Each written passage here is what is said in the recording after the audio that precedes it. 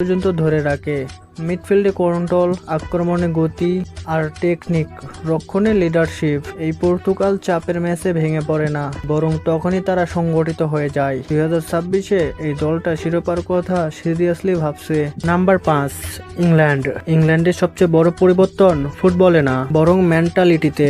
এই দলটা আগে চাপের ম্যাচে ভেঙে পড়তো, কিন্তু এখন ওরা চাপকে অস্ত্র বানায়। আক্রমণে হারিকেন মানেই গোলের নিশ্চয়তা। সে শুধু স্ট্রাইকারের না, সে পুরো আক্রমণের রেফারেন্স পয়েন্ট। তার পাশে আছেন বুকায়ো সাকার ডাইরেক্ট রান, ফিল ফোডেনের টেকনিক আর জুড বেলিংহামের আগ্রাসী বক্স টু বক্স দৌড়। এই কম্বিনেশন যে কোনো ডিফেন্সকে সিদ্ধান্তহীন করে তোলে। মিডফিল্ডে ডিক্লান রাইস মানেই নিরাপত্তা। সে জানে কখন আক্রমণ থামাতে হবে, কখন খেলাকে স্লো করতে হবে। রক্ষণে জন স্টোনের অভিজ্ঞতা আর গোলপোস্টে পিকফোর্ড, যিনি বড় ম্যাচে হঠাৎ হিরো হয়ে উঠতে পারেন।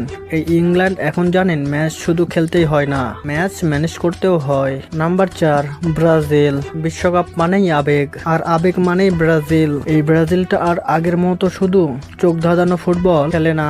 এখন ওরা ম্যাচটা পড়তে জানে কখন ঝাঁপাতে হবে আর কখন এক পা পিছিয়ে দাঁড়াতে হবে।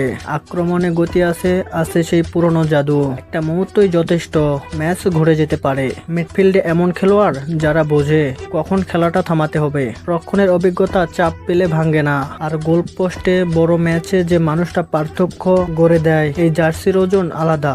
এই ব্যাস চাপ নিতে শিখায়। ব্রাজিল যখন নামে, ওরা শুধু খেলতেই আসে না, ওরা আসে নিজেদের জায়গা আবার দখল করতে।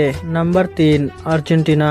আর্জেন্টিনা এখন আর গল্পের দল না, এই দলটা এখন হিসাব করে খেলতে জানে। ওরা জানে কখন সবাই মিলে প্রেস করতে হবে, কখন একটু ধীরে খেলাটা নিজের নিয়ন্ত্রণে আনতে হবে, আর কখন এক আঘাতে ম্যাচ শেষ করে দিতে হবে।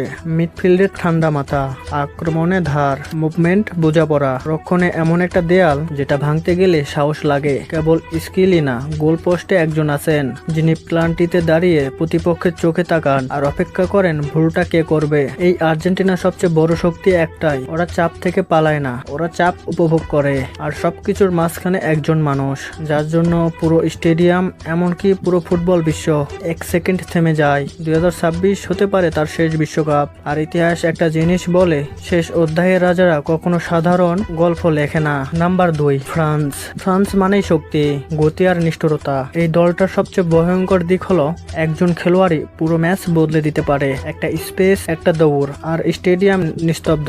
মিডফিল্ডে শক্তিশালী কাঠামো, রক্ষণে শারীরিক পাওয়ার, গোলকিপার লাইনে দাঁড়িয়ে থাকে একজন যোদ্ধার মতো। এই ফ্রান্স ভয় পায় না, কারণ ওরা জানে শেষ পর্যন্ত শক্তি তাদের দিকেই থাকে। বড় ম্যাচ মানে ফ্রান্স সেখানে স্বাচ্ছন্দ্য।